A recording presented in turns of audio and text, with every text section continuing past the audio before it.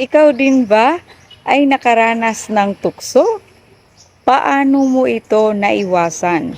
Ang pag-usapan po natin ngayon ay nangyayari po ito sa totoong buhay.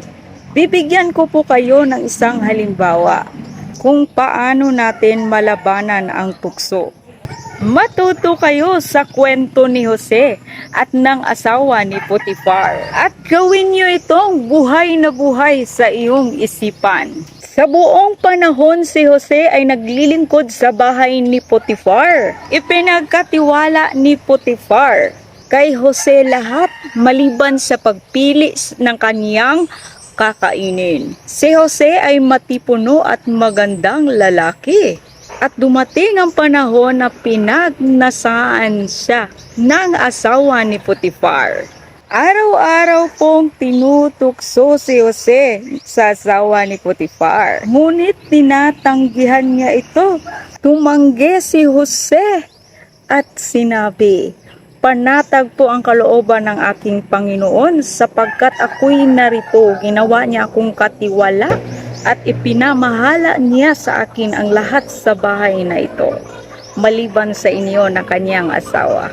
Doon natin makikita na may paninindigan talaga si Jose. Hindi pinapansin ni Jose kahit araw-araw itong nakikiusap sa kanya na sumiping sa kanya. Ngunit isang araw, nasa bahay si Jose upang gampanan ang kanyang tungkulin.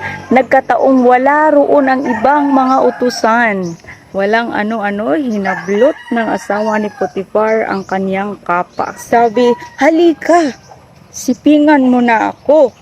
At alam nyo ba kung paano nilabanan ni Jose ang tuksong iyon? Kung kayo siguro, sasabihin siguro ninyo sa sarili ninyo na jackpot na ito.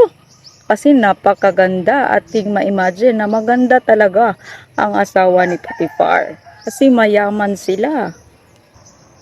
Okay, alam nyo ba kung ano ang ginagawa ni Jose? Paano niya nilabanan ang tukso?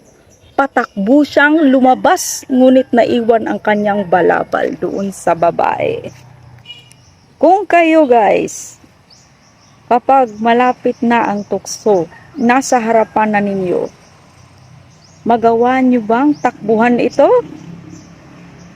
Or tatakbo kayo palapit? O wag ganon. Tatakbo tayo palayo sa tukso. Iwasan ito para magkaroon po tayo ng kapayapaan.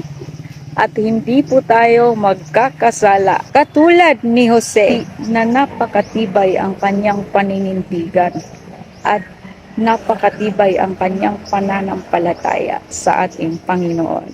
Maraming salamat sa panonood. This is Inday Cordapia.